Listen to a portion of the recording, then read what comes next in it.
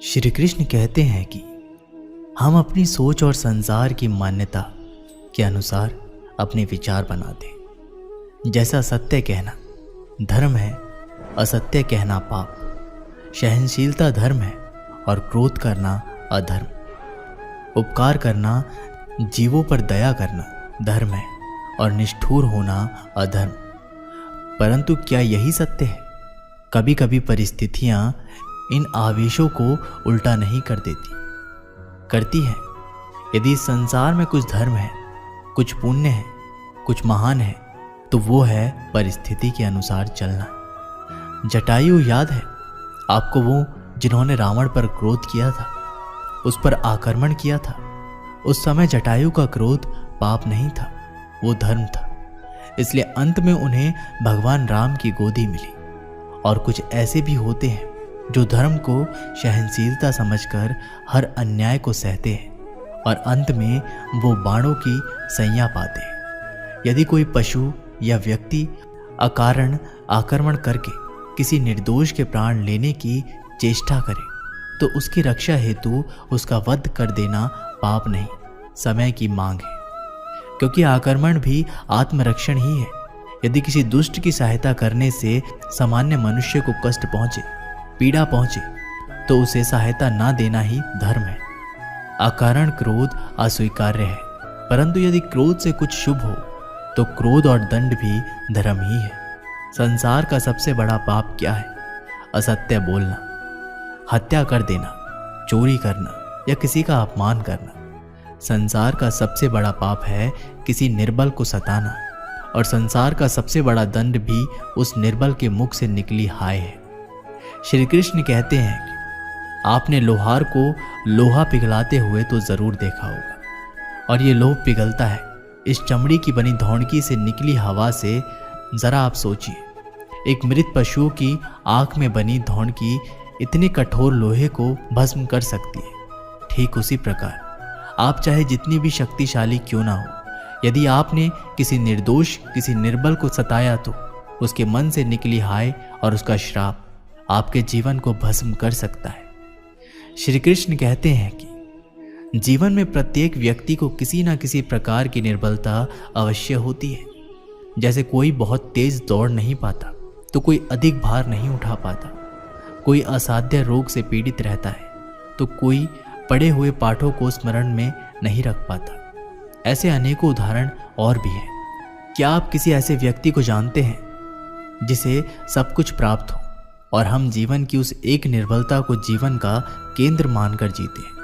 हृदय में सुख और असंतोष दोनों सदा रहते हैं। निर्बलता मनुष्य को जन्म से अथवा संयोग से प्राप्त होती है, किंतु उस निर्बलता को मनुष्य अपनी मन की मर्यादा बना लेते हैं। किंतु कुछ व्यक्ति ऐसे भी होते हैं जो अपने पुरुषार्थ और श्रम से उस निर्बलता को पराजित कर देते हैं। क्या भेद है उनमें और अन्य लोगों में? क्या आपने कभी विचार किया है? सरल सा उत्तर है इसका, जो व्यक्ति निर्बलता से पराजित नहीं होता, जो पुरुषार्थ करने का साहस रखता है, हृदय में वो निर्बलता को पार कर जाता है। अर्थात निर्बलता अवश्य ईश्वर देता है, किंतु मर्यादा मनुष्य का मन ही निर्मित करता है। श्री कृष्ण कहते हैं कि द्वंद्व दो मनुष्य के मध्य होता है, परंतु विजय सदैव एक ही मनुष्य को मिलती है। जबकि समान रूप से दोनों शक्तिशाली होते हैं और दोनों व्यक्ति समान ज्ञान प्राप्त करते हैं, लेकिन सफलता एक को ही मिलती है। इसका कारण क्या है? मान लो दो प्रकार के लोहे होते हैं, एक ठंडा, एक गर्म। कभी सोचा है लोहार लोहे को लोहे से ही काटता है, परंतु सदैव ठंडा लोहा ही गर्म लोहे को काट पाता है। और यही नीति मनुष्य पर भी लागू होती है। जब युद्ध होता है तो जिसके मन में ईर्ष्या होती है, जलन होती है, आक्रोश होता है, वो गर्म लोहे के समान है। और जिसका मन शांत होता है, जिसका मन संयम से बंधा होता है, वो ठंडे लोहे के समान है। और वही ईर्ष्या और द्वेष नामक गर्म लोहे को काट सकता है।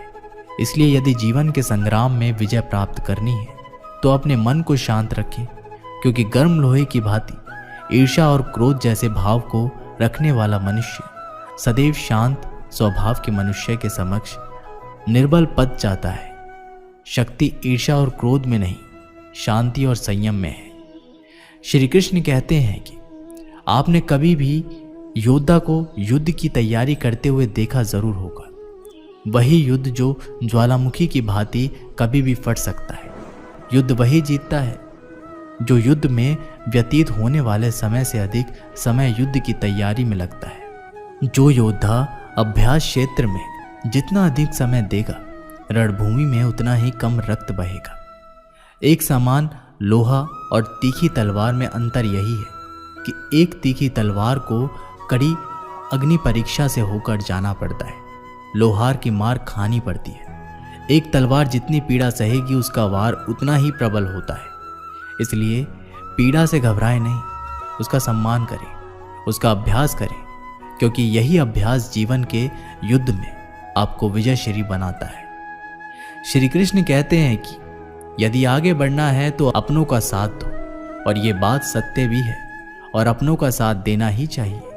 परंतु साथ देने से पूर्व ये अवश्य पहचान लेना चाहिए कि अपने हैं कौन। क्या अपने वही होते हैं जिनके साथ हमारा रक्त संबंध होता है, या अपने मित्र? अपने वो होते हैं जो हमें सद्य कार्य के लिए प्रेरित करें, हमें आगे बढ़ाएं, हमारा साथ दें, और ना कि वो जिनका साथ देने से समाज का नाश हो, धर्म की हानि हो। वो सदैव साथ रहकर भी सगे नहीं होते। इसलिए जब अपनों की परिभाषा का चुनाव करें तो उन्हें अपना माने जो आपका साथ दे, उन्हें नहीं जो हमें अज्ञान के मार्ग पर ले जाए। श्री कृष्ण कहते हैं कि सीमा एक रेखा की नहीं, एक परिभाषा की है। सीमा हर किसी की होती है, प्रेम की, धैर्य की, मित्रता की और शत्रुता की भी। और जो सदैव सीमा से बंधे रहते हैं वो सामान्य मनुष्य बनकर रह जाते हैं, परंतु जो समय आने पर सीमा तोड़ दे वही भविष्य बनाते हैं। क्योंकि सीमा केवल आपको मर्यादा में नहीं रखती, आपको बांधती भी है। अब ये आप पर, मुझ पर, हम सब पर निर्भर करता है कि हम ये जानें कौन सी सीमाएं हमें बांधती है और कौन सी सीमाएं शक्ति के नए मार्ग के समक्ष आती है। इसलिए सीमाएं जो कर सकते हो उससे अधिक करने का प्रयत्न करो, तभी नई सीमाएं बना पाओगे। श्री कृष्ण कहते हैं कि जब मेघ छाते हैं तो क्या होता है? अंधकार छाता है। मेघ गरजते हैं, बिजलियां कड़कती है, वर्षा होती है। सभी पशु अपने आश्रय स्थल पर जाकर छिप जाते हैं, मनुष्य अपने घर की ओर दौड़ते हैं, और सभी पक्षी अपने घोंसले में जाकर छिप जाते हैं। परंतु एक जीव है जो गरजते मेघों को, कड़कड़ाती बिजलियों को, भारी वर्षा को भी हरा देता है। वो जीव है बाज, क्योंकि वो समस्या की जड़ों के ऊपर उड़ता है। वो गरजते मेघों से, कड़कड़ाती बिजली से, भारी वर्षा से, इनमें यही अंतर है, हारने वालों में और जीतने वालों में। ये युद्ध हार और जीत का नहीं, समस्या और सोच का है। यदि आप अपनी सोच को छोटी रखोगे तो समस्या बड़ी हो जाएगी, और यदि आप अपनी सोच को बड़ी रखोगे तो समस्याएं छोटी हो जाएगी। श्री कृष्ण कहते हैं कि भाग्य क्या है? जो आपने किया उसे भोगना भाग्य है। जो आपके पूर्वजों ने किया उसका फल भाग्य है नहीं, भाग्य वो है जो आपने की। क्योंकि हर मनुष्य को अपने कर्मों का फल भुगतना ही होता है। इसलिए यदि जीवन में कुछ भी करें तो उस पर अपनी दृष्टि अवश्य रखें, क्योंकि आपके एक कर्म का फल आपका भविष्य बदल सकता है। हम वही बनते हैं जो हम चुनते हैं, क्योंकि वही हमारा भाग्य है। श्री कृष्ण कहते हैं कि मनुष्य सुंदरता से आकर्षित होता है, उससे प्रेम करता है। ऐसे ही होता है ना? क्या आप ऐसा नहीं करते? करते हैं। तो सुंदर और असुंदर की परिभाषा क्या है? एक आकर्षण और विकर्षण का कारण क्या है? कभी सोचा है? कभी सोचा है कि जिससे आप प्रेम करते हैं, जिसके प्रति आप आकर्षित होते हैं, अचानक से उसके लिए मन में वितृष्णा आ जाती है और इसके प्रति घृणा होती है। उसके लिए एकाएक अपने मन में प्रेम उमड़ आता है, और इसका सबसे बड़ा कारण है दृष्टिकोण। क्योंकि सुंदरता आपके मन में होती है, आपकी सोच में होती है, आपके दृष्टिकोण में होती है। इसलिए किसी को कीचड़ में खिला हुआ कमल सुंदर लगता है, और किसी को निर्मल चंद्रमा में भी कलंक का धब्बा दिख जाता है। यदि आपको सुंदर अनुभव करना है, हर पल आनंद में रहना है, तो अपने दृष्टिकोण को सुंदर बनाएं। और अपने आप सब कुछ सुंदर बन जाएगा। श्री कृष्ण कहते हैं, स्वर्ण, सज्जन पुरुष और परोपकारी मनुष्य की गति एक समान होती है। यदि स्वर्ण टूट जाए तो उसे गर्म करके फिर से जोड़ा जा सकता है। ठीक उसी प्रकार मतभेद होने के पश्चात भी एक सज्जन पुरुष और महान पुरुष फिर से मित्र बन जाते हैं। परंतु दुर्जन, दुष्ट माटी से बने लोग उस पके हुए मटके के समान होते हैं, जिनमें यदि एक बार दरार आ जाए तो वो स्वयं ही स्वयं का सर्वनाश कर लेते हैं। इसलिए मित्रता केवल सज्जनों से ही करो, ताकि मतभेद ना हो। दुष्टों का समूह अपना नाश स्वयं ही कर लेता है। यदि कोयले की खान में जाओ तो चाहे कितनी भी सावधानी बरतो, अपने वस्त्रों पर कालिक लग ही जाती है। इसलिए दुष्ट मित्रों से सावधान। सज्जन शत्रु प्रत्येक परिस्थिति में श्रेष्ठ है। प्रत्येक मनुष्य सफलता पाने के लिए कार्य करता है। कुछ सफल होते हैं, कुछ नहीं होते, और जो सफल नहीं होते वो सदा अपनी असफलता का कारण या तो अपनी परिस्थितियों को बताते हैं या अपने सहयोगियों को दोषी ठहराते हैं। परंतु क्या वास्तविक में ऐसा ही होता है? क्या कोई परिस्थिति या कोई व्यक्ति किसी की असफलता का कारण बन सकते हैं? उत्तर हाँ भी है और ना भी। कैसे? आप एक तितली को देखते हैं, आपने एक मक्खी को भी देखा होगा। प्रकृति ने दोनों को समान गुण दिए हैं, रसपान करने का। लेकिन एक तितली जो फूलों पर जाकर उसका रस लेती है और इस अवस्था में नए फूल खिलने की व्यवस्था भी करती है, और मक्खी घाव पर बैठती है, घाव को सरासी है और रोग भी फैलाती है।